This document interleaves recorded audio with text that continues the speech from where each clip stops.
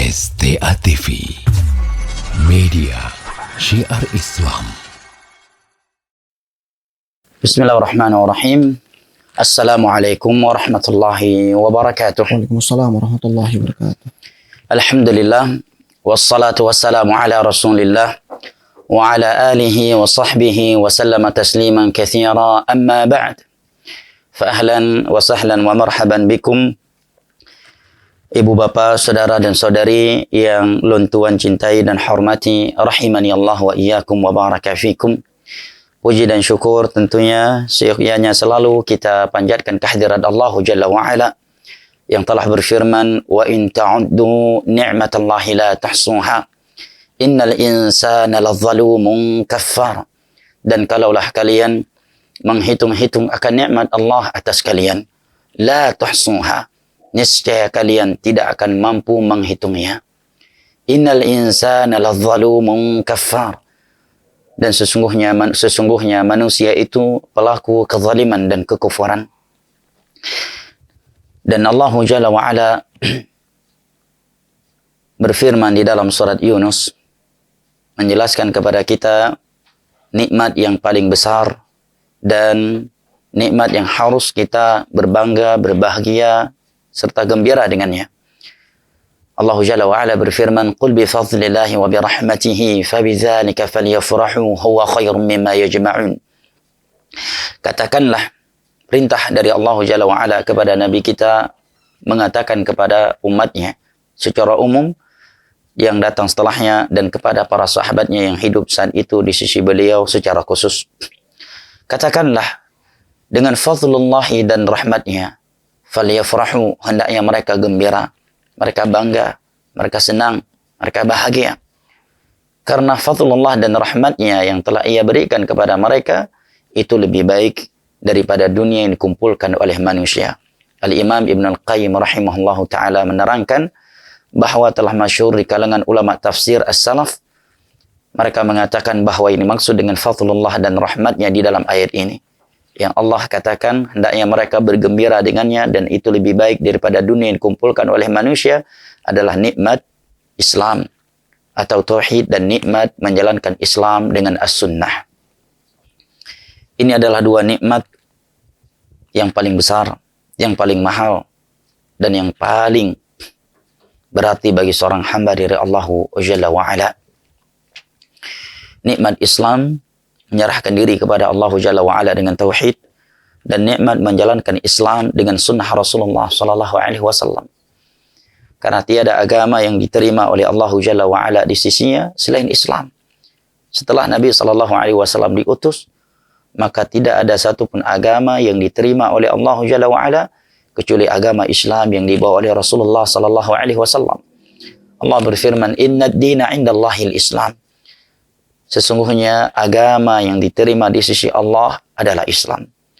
Allah Jalla wa Ala juga berfirman, "Wa may yabtaghi ghairal islami dinan falan yuqbala minhu wa huwa fil akhirati minal khasirin." Dan barang siapa yang mencari selain Islam sebagai agamanya, maka tidak akan diterima darinya, dan kelak dia akan menjadi dari orang-orang yang merugi. Oleh karenanya di dalam sebuah hadis yang diriwayatkan oleh Imam Muslim dari Abu Hurairah radhiyallahu anhu, Nabi sallallahu alaihi wasallam bersabda, "Walladzi nafsi biyadihi, ma min yahudiyyin wala nasraniyyin yasma'u bi thumma la yu'minu bi illa kana min ashabin nar." Demi Allah yang jiwaku berada di tangannya, Maha suci Allah dari keserupaan dengan makhluknya, tidaklah ada seorang Yahudi atau Nasara yang mendengar aku diutus oleh Allah sebagai Nabi dan Rasulnya, kemudian dia mati dalam keadaan tidak beriman kepada aku, melainkan dia dari penghuni neraka Allah Jalla wa'ala. Maka Islam adalah nikmat yang sangat besar dari Allah Jalla wa'ala kepada seorang hamba. Seluruh nikmat dunia dengan pernak-perniknya yang dimiliki oleh seseorang itu tidak berarti dan tidak akan menjadi sebab kebahagiaan untuknya di dunia dan akhirat sama sekali apabila dia tidak dianugerahkan nikmat Islam, nikmat tauhid. Oleh karenanya di dalam sebuah hadis yang diriwayatkan oleh Imam Muslim dari Abdullah bin Amr bin As radhiyallahu anhuma, Nabi sallallahu alaihi wasallam bersabda, "Qad aflah man aslama wa ruziqa kafafan wa qanna'ahu Allah bima atah." Sungguh telah beruntung orang yang dianugerahkan nikmat Islam, menyerahkan diri kepada Allah Jalla wa Ala dengan menjalankan perintah-perintah dan meninggalkan larangan-larangannya. Wa ruziqa kafafan, dan dia diberikan rezeki yang mencukupkan. Wa qanna'ahu Allah bima atah, serta diberikan sifat qanaah, merasa cukup, ridha terhadap pemberian Allah. Baik pemberian Allah tersebut di mata manusia banyak ataukah sedikit. Namun perhatikan di dalam hadis ini, sebelum Nabi SAW menyebutkan dia diberikan sifat qanaah dan dia diberikan rezeki yang mencukupkan, terlebih dahulu Nabi mengatakan dia diberikan nikmat Islam.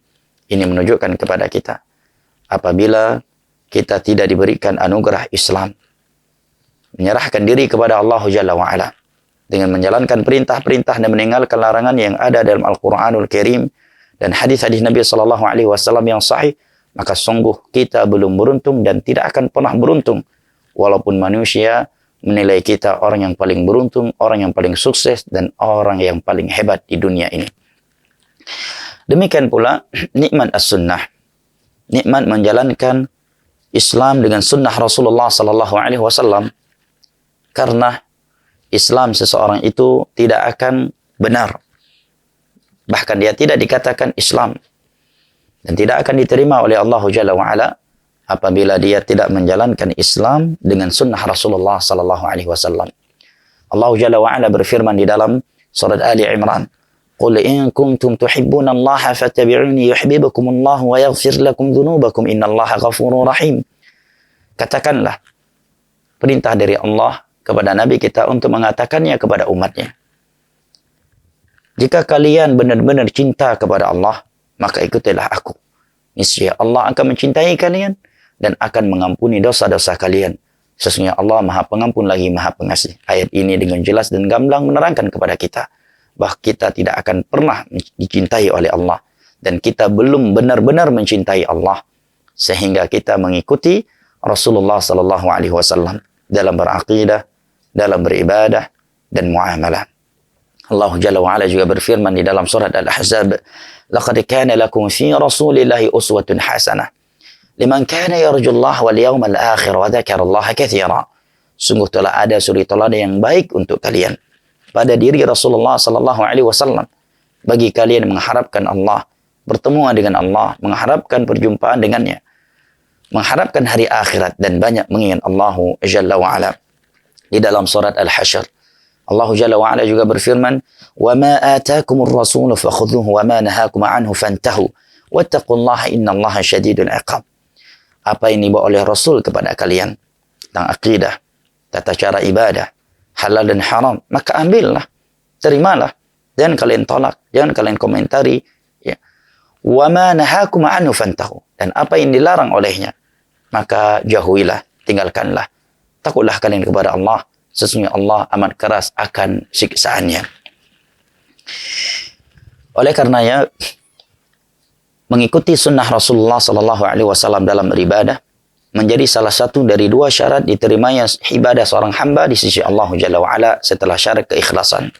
Seandainya seseorang melakukan ibadah yang banyak dan besar dengan hati yang sangat ikhlas karena Allah Jalla wa'ala semata, tetapi dia melakukannya tidak sesuai dengan tuntunan yang dituntun oleh Nabi SAW, tidak sesuai dengan cara yang dipraktekkan, yang dianjurkan, atau yang telah dijelaskan oleh Rasulullah SAW secara khusus, maka amalannya tersebut tertolak dan tidak diterima oleh Allah Jalla wa'ala, walaupun dia ikhlas ketika mengerjakannya.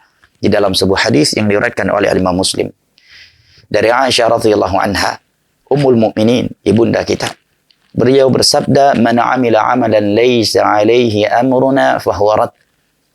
Barang siapa yang melakukan suatu ibadah yang tiada perintah dari kami di atasnya, maka amalan tersebut tertolak.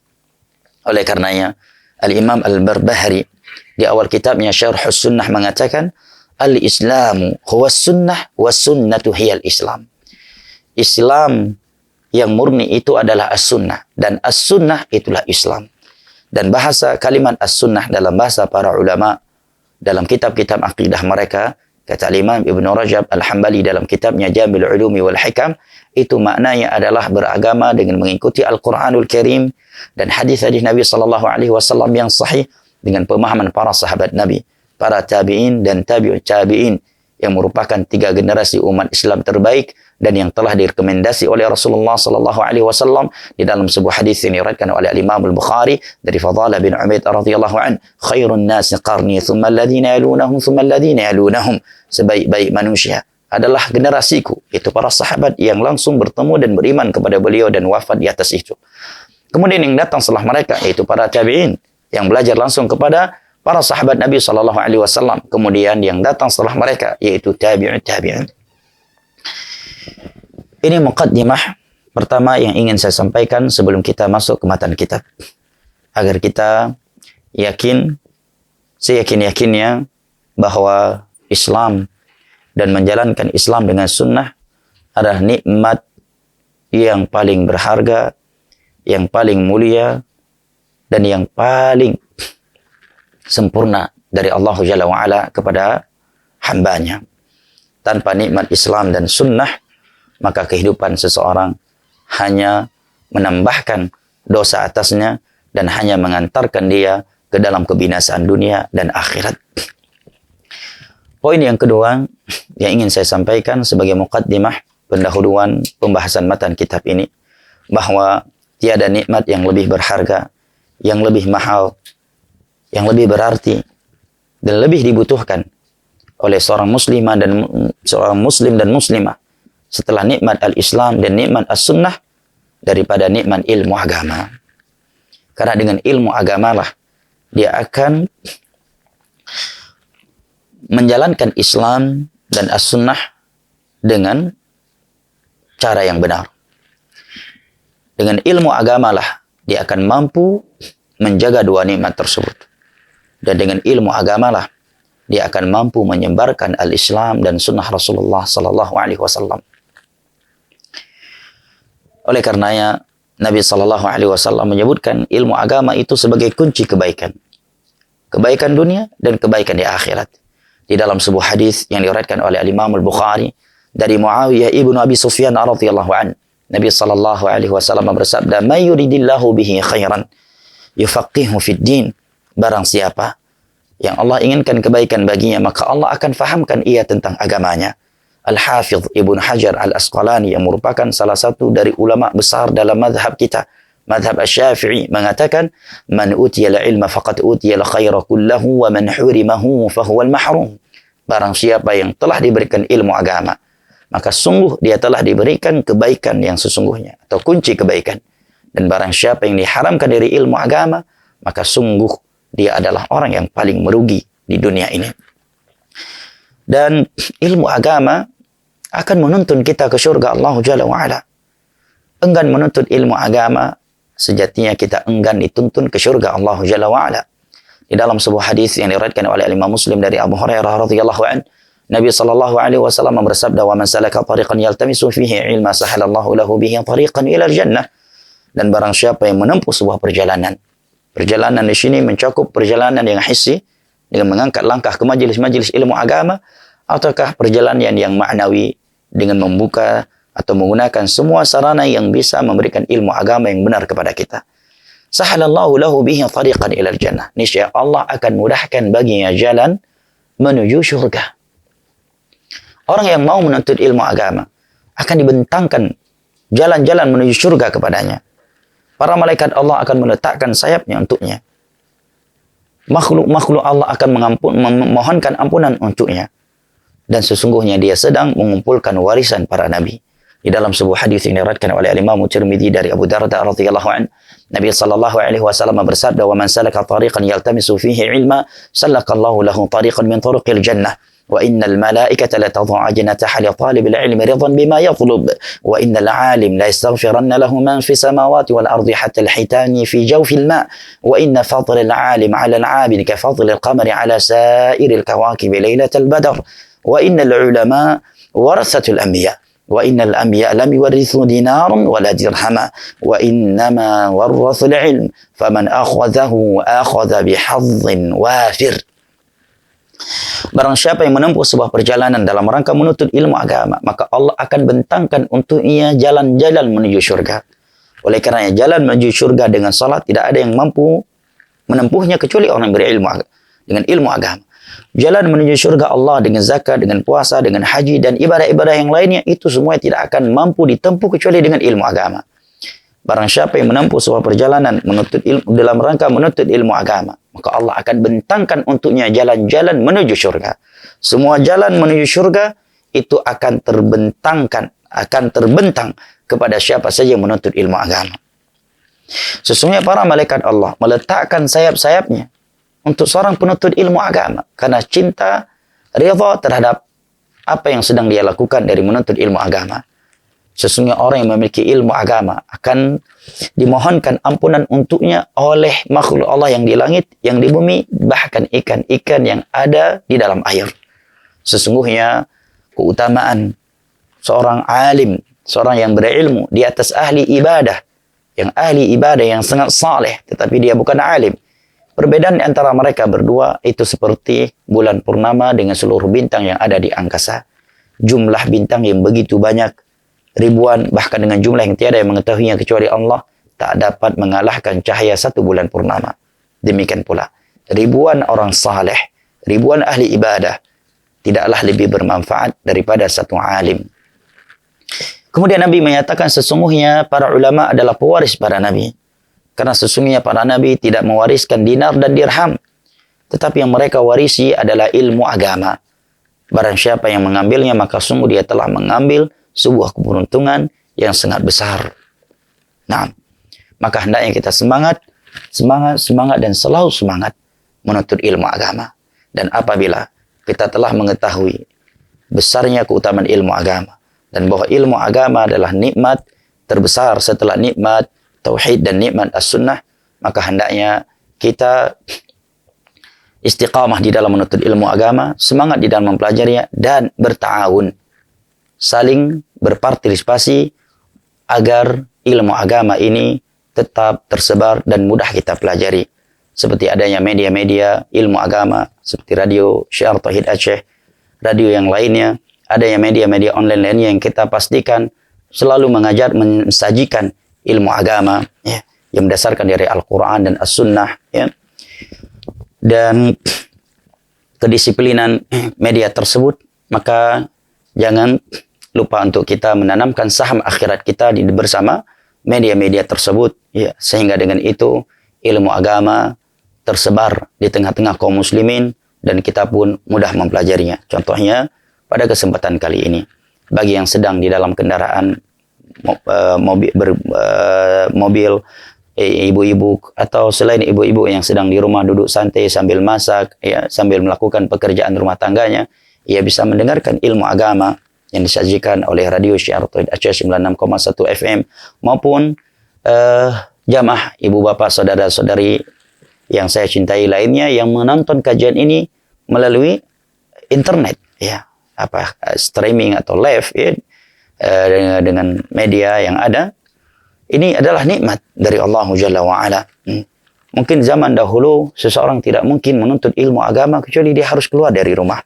Bahkan di zaman dahulu untuk mendapatkan sebuah hadis Nabi SAW, mereka terkadang harus menempuh perjalanan yang menghabiskan waktunya 1 bulan penuh. Seperti Jabir bin Abdullah radhiyallahu anhu, seorang sahabat Nabi SAW. Untuk mendengarkan sebuah hadis Nabi SAW dari sahabat Nabi yang telah mendengarnya langsung dari Nabi yang bernama Abdullah bin Unis, beliau rela melakukan perjalanan 1 bulan penuh.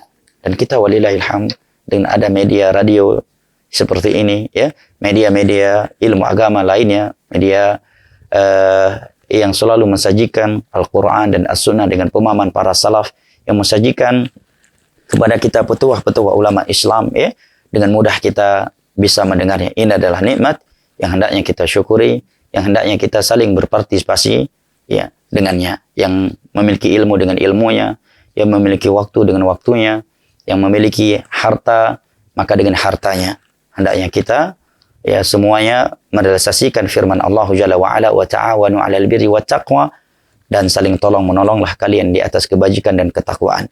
Karena ya seorang ustadz ya, atau admin ustadz tidak akan mungkin bisa menyebarkan luas ilmu agama tanpa yang lainnya yang ikut berpartisipasi dalam hal ini. Semua kita membutuhkan syurga Allah. Semua kita menginginkan dosa-dosa yang diampuni oleh Allah Jalla wa'ala. Dan semua kita menginginkan kebahagiaan di akhirat. Maka hendaknya setiap kita melihat apa yang bisa dia lakukan di jalan ilmu agama.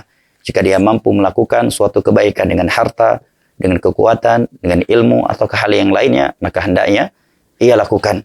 Sehingga dengan itu dia mendapatkan pahala jariah. Apabila harta dari sebagian kita menjadi sebab jalan ilmu tetap berjalan, ya, tetap ya tersambung, maka dengan itu kita akan mendapatkan pahala jariah. Setiap ada yang mendapatkan hidayah dari suatu ilmu yang sedang diajarkan, dan kita salah satu dari sebab ya majelis ilmu tersebut terwujudkan karena harta, kekuatan, ataukah ilmu kita, maka kita akan memanenkan pahala jariah. Di dalam sebuah hadis yang sahih Nabi SAW bersabda, la yahdiyallahu bika rajulan wahidan khairul laka min humri na'am. Hadis riwayat Imam Al-Bukhari dan Muslim dari Sahal bin Sa'ad Sa'idi radhiyallahu an. Apabila Allah memberikan hidayahnya kepada seseorang dan engkau adalah penyebabnya, hartamu, kekuatanmu, engkau sebagai admin, sebagai penyiar, sebagai ustaz, sebagai pemateri, dan ikhlas, maka Allah akan memberikan kepadamu pahala yang sangat besar. Itu lebih baik daripada onta merah. Karena sesungguhnya harta yang kita keluarkan di majelis ilmu agama, di jalan ilmu agama, itu tidak akan berkurang. Bahkan akan Allah lipat gandakan menjadi 100 kali lipat atau bahkan lebih dari itu. Dan Allah maha luas lagi maha mengetahui.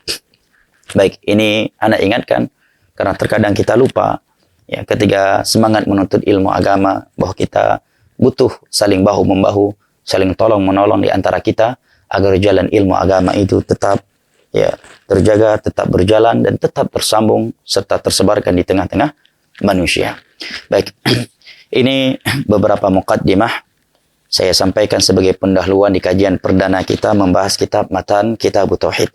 Adapun kitab yang akan kita bahas adalah Kitab Tauhid yang ditulis oleh Asy-Syaikh Al-Allamah Muhammad bin Abdul Wahhab bin Sulaiman bin Ali.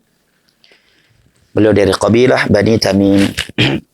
Beliau dilahirkan di Uyainah, dekat dari kota Riyadh pada tahun 1115 Hijriah.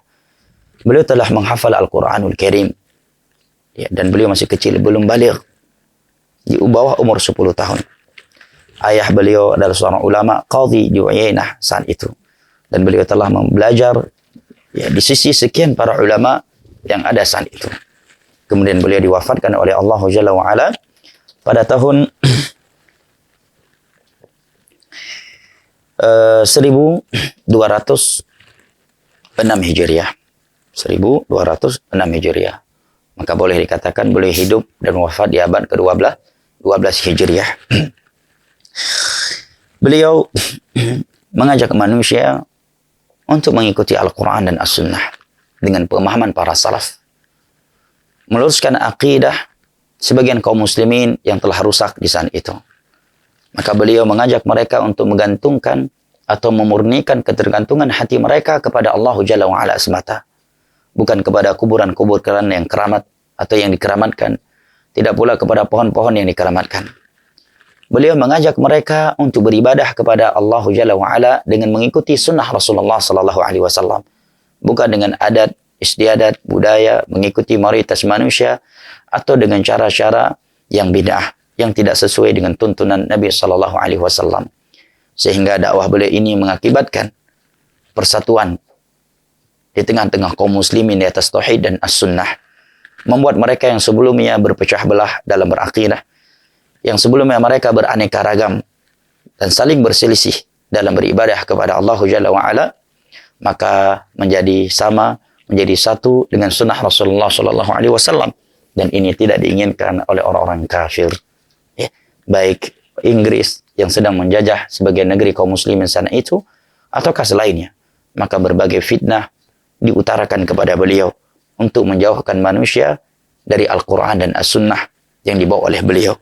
Ya, beliau difitnah bukan agar manusia menjauhi beliau. Ya, tetapi karena beliau membawa manusia dan menyeru mereka kepada Al-Quran dan As-Sunnah dengan pemahaman para salaf, dan orang-orang kafir, Yahudi dan Nasara mengetahui bahwa itu adalah sumber kekuatan kaum muslimin yang sesungguhnya.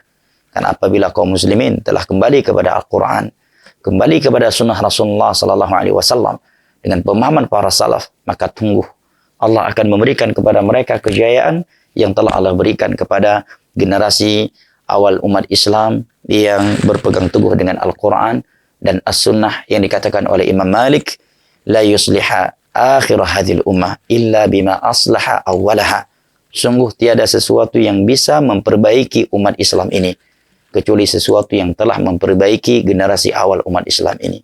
Dan yang telah memperbaiki, yang telah menjayakan generasi awal dari umat Islam adalah Al-Quran dan As-Sunnah dengan pemahaman para salaf.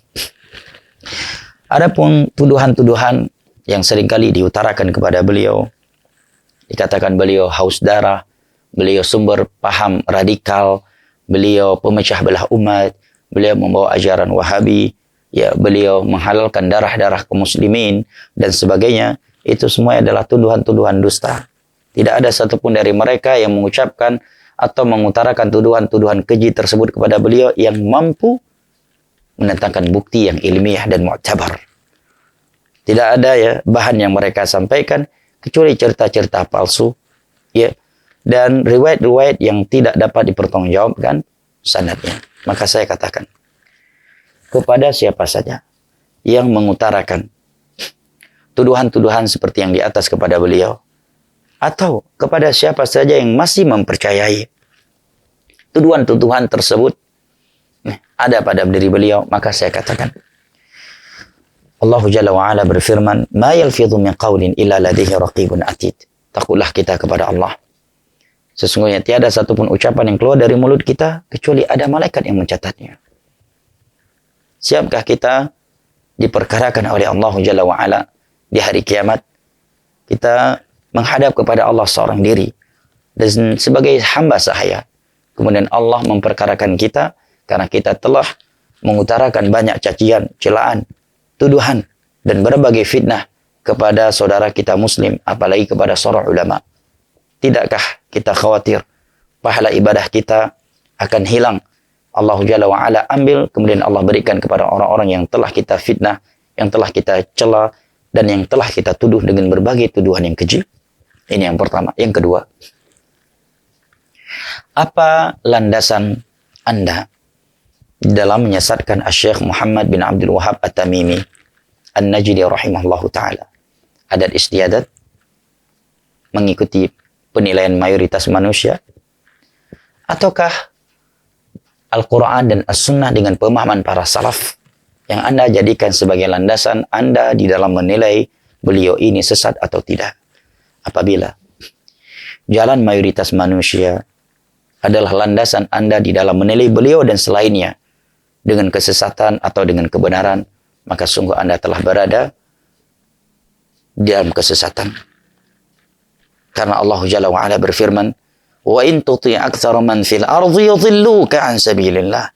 Dan apabila engkau mengikuti mayoritas manusia yang ada di dunia ini, yudhilluka an sabilillah, niscaya mereka akan menyesatkan engkau dari jalan Allah.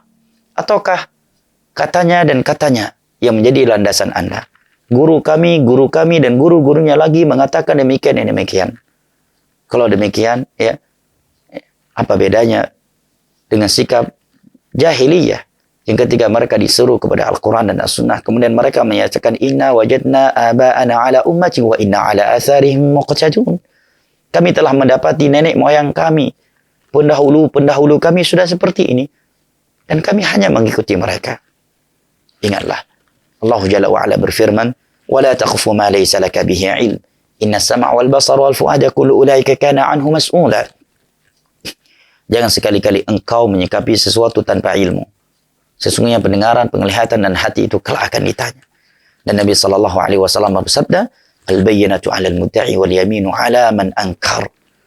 Bukti yang jelas dan nyata harus didatangkan oleh seorang penuduh. Dan orang yang dituduh, dia bersumpah. Dan sumpah yang diterima. Sekarang sebutkan bukti-bukti kesesatan beliau. Nah, Dan hendaknya kita menjadikan Al-Quran dan hadis-hadis Nabi Sallallahu Alaihi Wasallam yang sahih dengan pemahaman para sahabat Nabi, para tabi'in dan tabi'ut tabi'in yang telah kita yakini sebagai landasan Islam, landasan kita umat Islam dalam beragama, sebagai landasan kita di dalam menilai seseorang apakah beliau ataukah yang lainnya. Dia benar ataukah salah. Sekarang buktikan. Walillahil hamdu wal minnah. Karya-karya beliau tersebar di tengah-tengah kaum muslimin. Baik yang berbahasa Arab, yang telah diterjemahkan ke dalam bahasa Perancis, Mandarin, bahasa Urdu, bahasa Indonesia, bahasa Inggris, ya, dan bahasa-bahasa yang lainnya tersebar di tengah-tengah kaum muslimin. Ada kitab beliau Al-Qawaidul Arba, 4 kaidah penting tentang tauhid. Ada kitab beliau Al-Usulus Sittah, 6 landasan utama dalam beragama. Ada kitab beliau Kashfus Syubhat, menyingkap syubhat-syubhat para penyuruh kepada kesyirikan. Ada kitab beliau Matan Kitab Tauhid yang akan kita kaji. Ada kitab beliau Syurut Salah, syarat-syarat salat, ya, syarat-syarat wudu, ya. Kemudian ada kitab beliau Adab-adab berjalan menuju masjid, Al-Fatihah, ya. Kemudian faedah-faedah penting tentang sirah dan kitab-kitab beliau lainnya. Itu tersebar di tengah-tengah kaum muslimin. Seluruhnya itu telah diterjemahkan dengan selain bahasa Arab.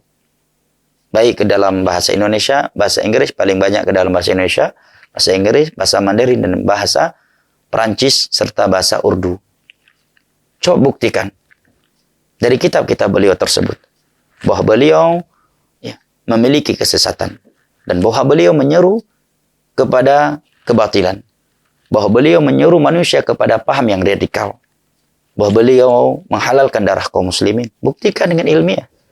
Ya.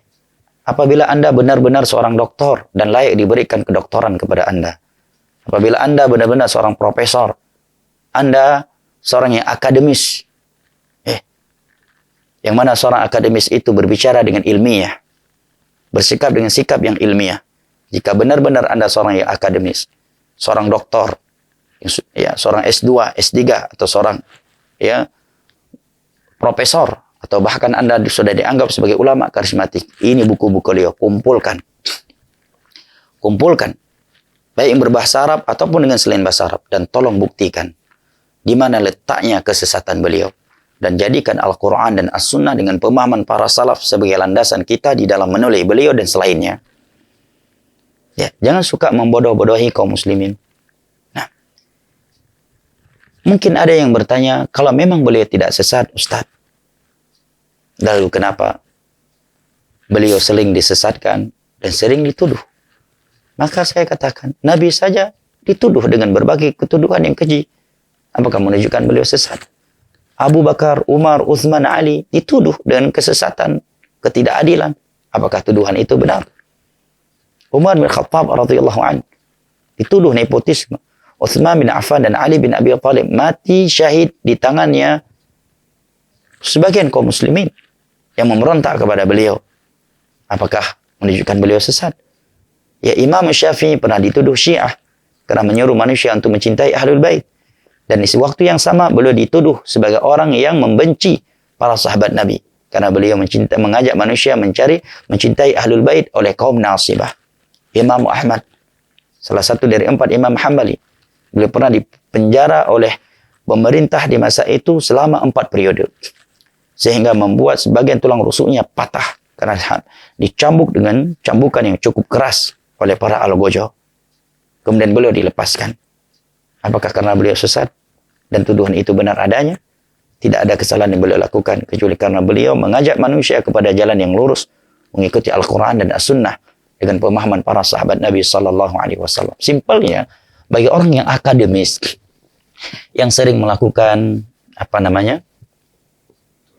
tulisan-tulisan ilmiah, riset, ya, melakukan riset, atau dia seorang profesor melakukan penelitian, Masya Allah, dengan cara yang sangat mudah, ya, dengan cara yang sangat mudah, ya, kumpulkan seluruh kitab-kitab Syekh Muhammad bin Abdul Wahab, oke, ya, kitab-kitab beliau baik yang dalam berbahasa Arab maupun dalam selain bahasa Arab.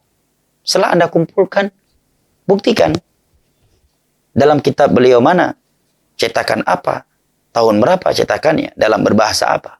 Buktikan.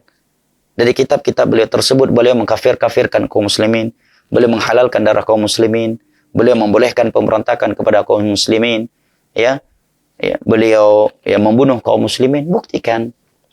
Ya. Adapun dengan cara kakak kandungnya berkata demikian dan demikian, ini cara-cara yang tidak ilmiah. Ini metode yang membuat orang-orang yang baru tamat SD belajar agama menjadi tertawa. Seorang doktor, seorang yang bertitel, seorang ustadz, dai kondang dan sebagainya, menggunakan cara yang seperti itu di dalam melakukan riset, dalam melakukan penelitian, dan menisbatkan sesuatu yang besar kepada orang lain. Alhamdulillah kitab-kitab beliau masih ada. Kumpulkan, buktikan. Dan jadikan Al-Quran dan As-Sunnah dengan pemahaman para salaf sebagai landasan Anda di dalam menilai beliau. Nah, dan ingat, setiap ucapan itu akan dipertanggungjawabkan. Apalagi dagingnya para ulama, kehormatan mereka para ulama. Dan kalau ada yang berkata, lalu kenapa Ustadz ISIS, Al-Qaeda dan semisal dengannya, mereka sering menggunakan kitab-kitab beliau. Ini menunjukkan beliau sesat. Buktinya ISIS, Al-Qaeda dan semisal dengannya seringkali menjadikan kitab-kitab beliau sebagai referensi mereka. Maka saya katakan, kaum Khawarij yang membunuh Uthman bin Affan, yang membunuh Ali bin Abi Thalib dan para ulama serta para penguasa setelahnya radhiyallahu anhum, mereka menggunakan Al-Qur'anul Karim. Apakah dengan itu kita tolak saja Al-Qur'anul Karim? Karena Al-Qur'anul Karim adalah referensi kaum Khawarij di saat itu ketika membunuh dan memberontak kepada Uthman dan Ali bin Abi Thalib radhiyallahu anhu. Mereka juga menggunakan hadis-hadis Nabi sallallahu alaihi wasallam sebagai referensi mereka. Demikian juga kaum Khawarij di masa sekarang. Mereka menggunakan Sahihul Bukhari. Mereka memakai Riyadhus Salihin, Sahih Muslim, dan kitab-kitab hadis lainnya. Apakah dengan itu kita mengatakan Sahih Bukhari adalah kitab yang mengajarkan radikal, paham radikal? Kitab yang sesat, Imam Bukhari sesat dan sebagainya? Tentunya tidak. Nah, dengan contoh yang lebih mudah lagi untuk dipahami oleh orang awam. Betapa banyak sekarang orang yang berzina, keluar masuk diskotik, tetapi dia selalu membaca Al-Quran setiap harinya. Apa dengan itu kita katakan Al-Quran sesat? Buktinya dia yang sering membaca Al-Quran tapi sering juga berzina, sering juga ke diskotik. Kan gak nyambung. Itu bukan kaidah ilmiah dalam menilai seseorang itu benar ataukah tidak. Ini yang pertama. Seandainya benar ISIS, Al-Qaeda dan semisal dengannya yang merupakan neo-Khawarij menjadikan karangan-karangan beliau sebagai referensi mereka, bukankah banyak juga di sana orang-orang yang mendatangkan kebaikan buat negara, yang terlihat dakwah mereka adalah dakwah yang kedamaian, dakwah yang siang dan malam memperingatkan manusia untuk mendoakan pemimpin mereka dengan kebaikan, menasihati pemimpin mereka secara diam-diam, tidak boleh mencaci makinya, tidak boleh mengkritiknya secara terang-terangan dan tidak boleh memberontak kepadanya, dan mereka juga menjadikan kitab-kitab Syekh Muhammad bin Abdul Wahab sebagai referensi mereka. Kenapa ketika ISIS membaca kitab beliau langsung kita jadikan bahan untuk menilai beliau? Itu mengajarkan paham radikal. Tetapi ketika ada dakwah yang siang dan malam mengingatkan kaum muslimin untuk tidak demo, untuk tidak memberontak, untuk tidak mencaci maki penguasa mereka, untuk tidak mengkritik penguasa mereka secara terang-terangan, tetapi bersabar di bawah kezalimannya, mendoakan ia dengan kebaikan, menasihatinya secara diam-diam, dan mereka juga menjadikan sebagian kitab beliau sebagai rujukan beliau dalam hal tersebut. Lantas kenapa kita tidak jadikan itu sebagai tanda bahwa beliau tidak mengajarkan paham yang radikal? Itu namanya standar ganda. Itu namanya tidak bersikap adil di dalam menilai dan menyikapi jalannya seseorang. Nah, dan kembali lagi, sebenarnya karangan-karangan beliau yang tersebar di tengah-tengah kaum muslimin saat ini adalah cara yang paling mudah untuk membuktikan beliau sesat atau tidak sesat. Nah, tapi sebagian orang awam memang mudah percaya dengan cerita-cerita bohong. Saya sendiri pernah mendengar sebuah potongan video ceramah. Di dalam ceramah tersebut disebutkan bahwa di masa itu ada seseorang ketika ingin mengumandangkan azan, dia bersalawat kepada Nabi SAW terlebih dahulu. Kemudian datang Muhammad bin Abdul Wahab ini. Dia nggak senang orang ini bersalawat kepada Nabi sebelum azan. Maka dia pun memenggal leher muadzin tersebut. Ya kalau cerita-cerita seperti itu disampaikan kepada orang awam, gimana nggak benci boleh manusia kepada beliau? Nah, pada kitab-kitab beliau jelas dan gamblang menyuruh kita untuk bersatu di atas Al-Quran dan As-Sunnah Dalam kitab beliau Ushulus Sittah, beliau mengingatkan kita tidak boleh memberontak kepada penguasa walaupun dia zalim. Kita harus bersabar di bawahnya, mendoakan dia dengan kebaikan. Nah, menasihatinya dengan cara yang hikmah. Itu dalam kitab beliau Ushulus Sittah, dan beliau jadikan itu sebagai landasan dalam agama kita. Nah, ya. Kalau ada yang berkata, kenapa kalian fanatik dan menjadikan kitab-kitab beliau sebagai rujukan? Ini pertanyaan yang bagus, ya. Pertanyaan yang sudah menandakan seseorang menuju kepada jalan ilmiah. Maka jawabannya sungguh, ya, tidak benar kita fanatik kepada beliau. Kenapa? Karena definisi taklid di dalam ilmu usulul fiqh artinya adalah ittiba'u man laysa bihujjah bighairi hujjah. Itu definisi taklid. Anda kalau ingin menggunakan suatu istilah, Anda harus paham terlebih dahulu arti istilah itu sendiri, pengertian istilah itu sendiri. Jangan sampai Anda diserang dari istilah yang Anda gunakan itu sendiri. Taklid itu dalam bahasa usul, definisinya kata Syekh Muhammad bin Abdul Wahhab, di dalam Syekh Muhammad bin Shalih Al-Utsaimin dalam kitabnya Al-Usul fi Ilm Al-Usul, di pembahasan taklid, ittiba'u man laysa bihujjah bighairi hujjah. Mengikuti seseorang yang dia bukan landasan agama kita. Landasan agama kita Nabi SAW. Seluruh ucapan, perbuatan, dan takrir beliau adalah sumber hukum. Taklid itu adalah mengikuti seseorang yang bukan hujjah dalam Islam, tanpa dalil yang dia kemukakan, itu taklid. Adapun mengikuti para ulama karena dalil-dalil yang dia kemukakan dari Al-Quran dan As-Sunnah dengan pemahaman para salaf, itu dinamakan, ya, mengikuti dalil, pengikutan kepada Al-Quran dan As-Sunnah. Ya. Dan coba buktikan kita mengikuti ucapan-ucapan beliau yang tidak berlandasan Al-Quran dan As-Sunnah. Coba buktikan. Coba buktikan bahwa Saudi Al-Arabiyah, ustadz-ustadz yang dikatakan Wahabi dengan tanda kutip, tentunya kita tidak pernah tidak pernah terima dikatakan sebagai Wahabi, karena saya dan yang lainnya, kita semua Muslim, yang perempuannya adalah Muslimah. Ya, kita tidak pernah menamakan diri kita Wahabi, dan kita tidak akan pernah rida dituduh sebagai Wahabi. Dan barang siapa yang menuduh saya atau yang lainnya sebagai Ustadz Wahabi, maka semoga Allah Jalla wa'ala mengampuni dosa-dosa ana dan dosa saudara saya tersebut, dan semoga Allah Jalla wa'ala memberikan hidayah kepadanya kepada jalan yang lurus. Baik, coba buktikan bahwa kita mengikuti ucapan-ucapan beliau yang tidak berlandasan Al-Quran dan As-Sunnah dengan pemahaman para salaf, atau bertentangan dengan Al-Quran dan As-Sunnah. Coba buktikan. Kalau bisa dibuktikan, berarti benar orang tersebut taklid kepada beliau. Ini yang pertama. Yang kedua, dakwah sunnah ini tidak hanya mengajarkan kitab-kitab beliau, tapi dakwah sunnah juga mengajarkan Sahihul Bukhari. Kenapa ketika kita mengajarkan Sahih Bukhari, kita tidak dikatakan pengikut Imam Bukhari, taklid kepada Imam Bukhari? Ana juga setiap hari Senin pada maghrib mengajarkan Riyadhus Shalihin. Di ustaz-ustaz yang lain juga demikian. Kenapa kami enggak dikatakan taklid kepada Imam Nawawi? Di dalam dakwah sunnah juga mengajarkan kitab Al-Um. Ya, saya juga sempat belajar kitab Ar-Risalah Imam Syafi'i. Walaupun enggak selesai, kenapa enggak dikatakan kita pengikut Imam Syafi'i? Kita mengajarkan kitab Sahih Muslim. Kenapa enggak dikatakan taklid kepada Imam Muslim? Ya, saya selesai belajar kitab At-Tibyan fi Adabi Hamalatil Quran. Adab orang-orang yang membawa Al-Quran karya Imam Nawawi. Kenapa enggak dikatakan pengikut Imam Nawawi? Ya. Banyak dari kita yang juga menghafal Riyadhus Shalihin, yang di dalamnya ada 1.800 hadis Nabi. Kenapa enggak dikatakan pengikut Imam Nawawi?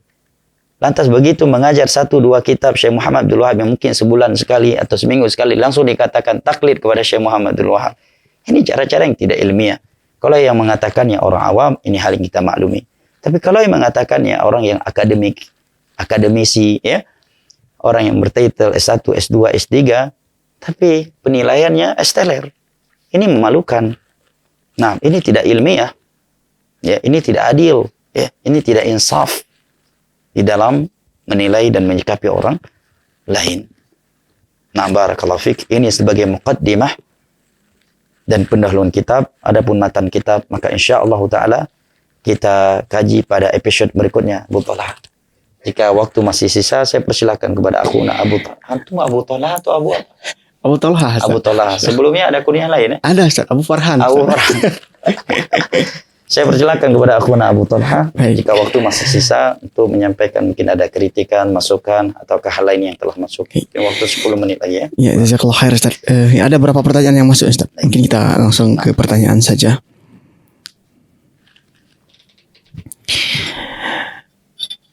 Para pendengar, kita masuki sesi tanya jawab di pagi hari ini. Langsung saja pertanyaan pertama. Bismillah, Assalamualaikum warahmatullahi wabarakatuh. Waalaikumsalam warahmatullahi wabarakatuh. Ustadz, saya ingin bertanya bagaimana cara yang benar dalam mentauhidkan Allah? Apakah hanya dengan ibadah saja? Masya Allah. Tauhid itu artinya mengesahkan Allah. Mentauhidkan Allah artinya mengesahkan Allah. Kita wajib mengesahkan Allah dalam 3 hal. Ingat ya, mentauhidkan Allah dalam 3 hal. Jangan dipahami, berarti sifat Allah cuma 3. Ini nggak nyambung namanya. Kita tidak menyatakan sifat Allah ada 3. Kita mengatakan kita wajib mentauhidkan Allah dalam 3 hal. Yang pertama dalam hal rububiyah, di mana kita meyakini dan mengimani bahwa Allah Jalla wa'ala Maha Esa dalam mengatur alam semesta ini, dalam memberikan rezeki, menyembuhkan, menurunkan penyakit, menurunkan hujan, dan hal lainnya yang berkaitan dengan pengaturan alam semesta ini. Kita harus yakin, seyakin-yakinnya Allah Maha Esa dalam hal itu. Maka hanya kepadanya kita menggantungkan segala urusan kita. Hanya kepadanya kita memurnikan ketergantungan hati kita. Hanya kepadanya kita menyerahkan masa depan kita. Yang kedua, kita wajib mengesahkan Allah Jalla wa'ala dalam ibadah. Di mana setiap kali kita beribadah kepada Allah, kita wajib memurnikan niat kita hanya untuk Allah. Tiada yang kita tuju dengan ibadah tersebut kecuali Allah. Kita tidak berharap kecuali kepada Allah. Dan kita tidak takut kecuali hanya kepada Allah Jalla wa'ala. Maka seluruh ibadah yang Allah anjurkan dalam Al-Quran dan As-Sunnah itu tidak kita palingkan kepada selain Allah Jalla wa'ala. Hanya kepada Allah kita melakukannya. Qul inna salati wa nusuki wa mahyaya wa mamati lillahi rabbil alamin. La syarika lahu wa bidzalika umirtu wa ana awwalul muslimin. Katakanlah sesungguhnya salat, sembelihan, hidup dan matiku hanya untuk Allah Rabbul Alamin. Di sini saya ingin ingatkan betapa lebay bin alay bintu syirik ucapan sebagai musisi atau para penggombal yang mengatakan hidup dan matiku hanya untukmu wahai kekasihku. Kalau anti seorang wanita, istri yang memahami tauhid, jawab ya kepada suami, tepatnya bang, hidup dan matiku hanya untuk Rabbmu wahai kekasihku. La syarika lahu wa bidzalika umirtu wa ana awwalul muslimin. Tiada sekutu baginya dan aku adalah yang pertama kali menyerahkan dirinya kepada Allah Jalla wa ala. Fa'budillaha mukhlishan lahud-din. Beribadahlah kalian kepada Allah dengan ikhlas. Wa ma umiru illa liya'budullaha mukhlishina lahud-din hunafa. Tidaklah mereka diperintahkan kecuali untuk beribadah dengan memurnikan ibadah mereka, niat mereka hanya kepada Allah Jalla wa ala. Yang ketiga adalah mentauhidkan Allah dalam nama-nama dan sifat-sifatnya. Karena kita harus yakin dan beriman bahwa Allah memiliki nama-nama yang maha indah dan sifat-sifatnya yang maha tinggi. Yang Allah Jalla wa'ala sebutkan di dalam Al-Quranul Karim dan hadis-hadis Nabi SAW. Falillahil asma'ul husna fad'uhu biha. Allah memiliki nama-nama yang maha indah. Itu merupakan sifatnya. Ya, maka berdoalah kalian dengan menyebutkan nama-nama Allah yang maha indah tersebut. Maka setiap nama atau sifat yang Allah namakan atau sifati dirinya dengan nama atau sifat tersebut, kita wajib meyakininya sebagai nama atau sifat Allah Jalla wa'ala yang hakiki sebagai Al-Khaliq, sesuai dengan keagungannya sebagai Al-Khaliq, yang tidak boleh kita berbagaimanakan dengan logika kita, yang tidak boleh kita serupakan dengan sifat makhluk, yang tidak boleh kita tolak dan tidak boleh kita takwil, ya, berpaling dari zahirnya. Nah, karena Allah Jalla wa'ala berfirman, laisa kamitslihi syai'un wa huwas sami'ul basir. Tiada sesuatu yang serupa dengan Allah. Ya, nama boleh serupa. Ya, penyebutan sifat boleh serupa. Tetapi hakikatnya tidak ada yang serupa. Manusia memiliki sifat wujud. Allah memiliki sifat wujud. Allah memiliki sifat zat. Dan makhluk pun memiliki sifat zat. Tapi sungguh beda antara zat makhluk dengan zat Allah Jalla wa'ala yang khaliq. Dan tiada satupun yang mentakwil sifat zat. Tidak ada satupun yang mengkairi sifat zat. Maka demikian pula sifat Allah yang lainnya, sifat istiwa, sifat nuzul, ya, dan sifat-sifat Allah yang lainnya, baik itu sifat zatiyah, ya, ataukah sifat al-fi'liyah. Semua itu kita yakini sebagai sifat Allah yang hakiki, sesuai dengan keagungannya sebagai Al-Khaliq, yang tidak boleh diperbagaimanakan dengan akal, Tidak boleh diserupakan dengan sifat makhluk. Tidak boleh ditolak dan tidak boleh ditawil. Sebagaimana kita tidak mentawil, tidak menolak, tidak menyerupakan dan tidak memperbagaimanakan dengan akal kita sifat Allah mendengar, melihat, wujud, zat dan yang lain-lainnya. Allah Jalla wa Ala berfirman, "Laisa kamitslihi syai'un wa huwas samiul basir."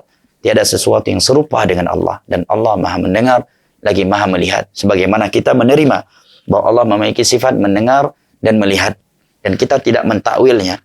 Walaupun manusia juga memiliki sifat mendengar dan melihat karena kita yakin bahwa sifat mendengarnya Allah itu tidak sama dengan sifat mendengarnya makhluk yang penuh dengan kekurangan. Maka demikian pula dengan sifat-sifat Allah lainnya yang Allah juga yang memberitakannya, yang Allah juga yang memberitakan dalam Al-Quran dan As-Sunnah, baik sifat nuzul, sifat istiwa, ataukah yang lainnya. Itu semua yang kita yakini sebagai sifat Allah yang hakiki, sesuai dengan keagungannya sebagai Al-Khaliq, tidak boleh diperbagaimanakan dengan akal manusia, tidak boleh diserupakan dengan sifat makhluk, tidak boleh ditolak, dan tidak boleh ditawil. Nah, inilah yang dimaksud dengan tauhid terbagi menjadi tiga, atau dengan makna lain, kita wajib mentauhidkan Allah dalam tiga hal. Nah, wallahu a'lam bishawab. Baik, pertanyaan selanjutnya Ustaz. Saya mau bertanya, apakah ketika menuntut ilmu dunia juga termasuk orang-orang yang diangkat derajatnya?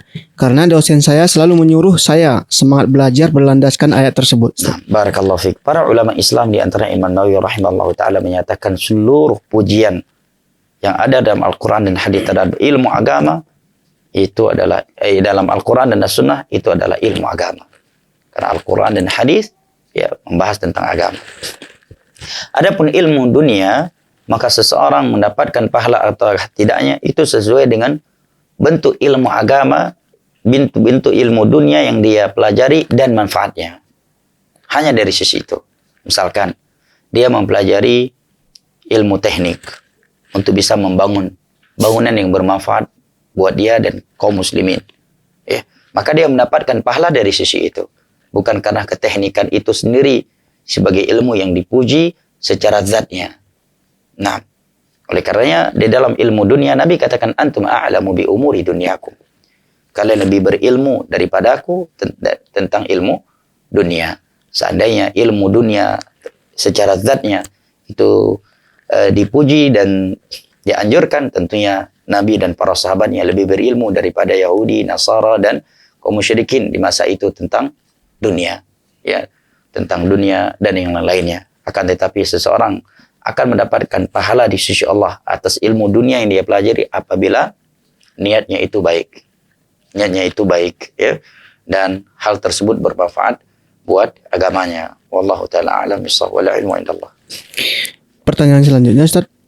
Izin bertanya, apakah dengan belajar via YouTube kita bisa menganggap kita sudah berguru dalam mempelajari agama karena kondisi pandemi tidak memungkinkan duduk di majelis ilmu secara offline? Nah, Masya Allah ya. Ada sebuah jawaban dari Syekh Shalih Al-Fauzan. Ini jawaban beliau, wallahu a'lam bishawab, yang saya pahami. Itu untuk orang yang memang tidak belajar kepada seorang guru kecuali via media. Maka Syekh katakan, kalian bukan muridnya, kalian itu mustami', penyimak budimannya. Pendengar setia. Pendengar setia. Namun bisa jadi seseorang dikatakan murid seorang guru apabila memang belajarnya live, si guru mengenal dia, mengetahui dia, dan mereka pun bisa berkomunikasi dengannya. Contohnya di hari ini via Zoom, ataukah akun media-media lainnya di mana seorang guru dan murid bisa interaksi di situ. Ini nggak ada bedanya dengan dia hadir langsung di depan guru karena saling melihat, saling mengetahui. Apalagi sebagian kajian walaupun online tapi ada absennya. Ada absennya, ada ujiannya. Maka ini mungkin untuk dikatakan sebagai murid. Kemudian juga istilah itu kan bisa berubah-ubah dan berbeda-beda dari satu waktu ke waktu yang lain. Di masa dahulu seseorang itu telah dikatakan berguru atau murid bagi seorang syekh hanya bermodal dia telah menyimak satu hadis darinya. Makanya kalau kita membuka kitab yang membahas tentang biografi para ahli hadis, di sana disebutkan guru-gurunya si fulan. Padahal setelah dipelajari tidak ada satupun hadis yang dia terima dari guru tersebut kecuali satu hadis atau hanya beberapa hadis. Tetapi para ulama dahulu, walaupun hanya mendengar satu hadis daripada seorang guru, dia benar-benar serius, benar-benar bersungguh-sungguh, dan benar-benar konsisten di dalam menuntut ilmu agama. Adapun kata sebagian ulama, seorang belajar dengan online kemudian berbangga-bangga dengan tujuan yang tak terpuji, bahwa dia memiliki guru yang banyak, tentunya ini sikap yang tak terpuji. Wallahu a'lam bishawab. Mungkin satu lagi, Bang. Pertanyaan terakhir, Ustaz. Iya. Mengumpul anak-anak. Pertanyaan dari Ridwan di Melabuh, Ustaz. Masya Allah. Ustaz izin bertanya, apakah nasihat buat ana yang berat dalam menuntut ilmu agama tatkala sibuk dalam mencari kehidupan dunia, Ustaz? Apalagi pembahasan akidah, tauhid, karena di hati merasa bahwa sudah merasa aman dalam mentauhidkan Allah karena sudah mengetahui hukum bid'ah dan bermaksiat kepada Allah, Ustaz. Allah musta'an. Yang pertama, ya semua kita membutuhkan nasihat ya. Dan saya sebagai pemberi nasihat bukan berarti lebih sempurna dan lebih berilmu. Tapi ini semuanya dalam rangka cinta dan kasih sayang sesama kita. Sehingga kita saling menasihati untuk menyempurnakan kekurangan yang ada pada setiap kita. Ini yang pertama. Yang kedua, sebagian ulama mengatakan barang siapa yang merasa aman dari kesyirikan dan merasa tauhidnya sudah kuat, faqad dha'afa tauhiduh. Itu bukti bahwa tauhidnya masih lemah. Bagaimana tidak? Nabi Ibrahim alaihissalam, bapaknya para nabi dan para rasul. Seluruh nabi dan rasul yang datang setelah beliau itu anak keturunan beliau. Beliau yang telah memecah belahkan patung-patung disembah selain Allah di masa itu. Bersamaan itu masih berdoa kepada Allah, wajnubni wa baniyya an na'budal asnam. Ya Allah, jauhkanlah diriku dan anak keturunanku dari penyembahan kepada berhala. Kata Syekh Muhammad bin Abdul Wahhab di dalam matan kitab Tauhid yang akan kita lewati nanti, faman ya'manul bala ba'da Ibrahim. Siapakah yang merasa aman, yang mampu merasa aman dari kesyirikan? Apabila Nabi Ibrahim saja tidak merasa aman dari yang namanya kesyirikan. Bahkan beliau tidak merasa aman bukan sekadar dari syirik kecil yang itu riya dan semisalnya. Bahkan dari syirik besar yang jelas-jelas itu kesyirikan yang nyata, yang mungkin setiap muslim dan muslimah hari ini tidak pernah terbesit di hatinya akan menyembah berhala selain Allah. Bersamaan itu beliau memohon kepada Allah agar Allah menjauhkan beliau dan anak keturunan beliau daripada penyembahan kepada berhala-berhala ini sembah selain Allah. Lalu bagaimana dengan kesyirikan di masa kita sekarang? Jangankan syirik kecil, syirik besar saja terbalut ya halus ya, indah ya. Sehingga sebagian orang menganggap itu adalah ritual-ritual Islami. Itu adalah situs-situs Islami. Padahal secara kacamata syar'i itu adalah situs-situs kesyirikan. Itu adalah ritual-ritual kesyirikan. Karena syubhat dan dicampur aduk ya antara kebenaran dan kebatilan. Maka kita harus lebih semangat lagi mempelajari tauhid, mempelajari akidah. Karena kapan kita mati membawa tauhid, tidak membawa dosa syirik, maka kita mati di atas keberuntungan. Di dalam sebuah hadis qudsi yang diriwayatkan oleh Imam Tirmidzi dari Anas bin Malik radhiyallahu an, Allah Jalla wa ala berfirman, ya bani Adam, law ataitani bi qarabil ardi khataaya thumma laqitani la tusyriku bi syai'an la laqituka bi qarabiha maghfirah. Wahai anak Adam, seandainya engkau menghadap kepadaku membawa dosa seluas dunia, kemudian engkau tidak membawa dosa syirik, maka aku akan mendatangimu dengan ampunan seluas dunia pula. Dan Nabi SAW bersabda, man kana akhiru kalamihi la ilaha illallah dakhala jannah. Barang siapa yang terakhir ucapannya ketika dia mati adalah la ilaha illallah, ucapan ya yang dia jalani konsekuensinya kalimat tauhid, sehingga dengan itu dia tidak meninggalkan kesyirikan, maka dia pasti masuk syurga. Maka semangatlah menuntut ilmu agama dan terkhusus pembahasan akidah. Sangat keliru ya, dan sangat disayangkan, tapi itu fakta. Sebagian orang semangat belajar tentang sifat salat Nabi, sifat wudu ya, Nabi yang benar ya, fikih muamalah halal dan haram, fikih kontemporer, tetapi ya tidak memiliki semangat yang seperti itu, dan mestinya lebih dari itu untuk mempelajari kitab-kitab akidah yang merupakan landasan agamanya. Apalagi sebagian orang kalau pelajaran tauhid ngantuk, pelajaran akidah malas-malasan. Begitu ada daurah yang judulnya tips-tips agar sukses poligami, nah langsung semangat. Anak istrinya dibawa dan duduk paling depan. Nah, Allah musta'an. Barakallahu fi, kiranya ini yang dapat kami sampaikan pada kesempatan kali ini. Lebih dan kurangnya Tuhan mohon maaf. Saya mohon pamit. Semoga Allah Jalla wa'ala mengampuni dosa-dosa kita, menguatkan tauhid dan akidah kita, serta menjauhkan kita dan anak keturunan kita dari kesyirikan. Yang besar dan yang kecilnya. Innahu waliyyu dzalika wal qadiru alaih. Wa sallallahu ala nabiyyina Muhammad wa ala alihi wa sahbihi wa sallam. Wa akhiru da'wana anil hamdulillahi rabbil alamin. Subhanakallahumma wa bihamdik asyhadu an la ilaha illa anta astaghfiruka wa atubu ilaik. Wassalamu alaikum warahmatullahi wabarakatuh.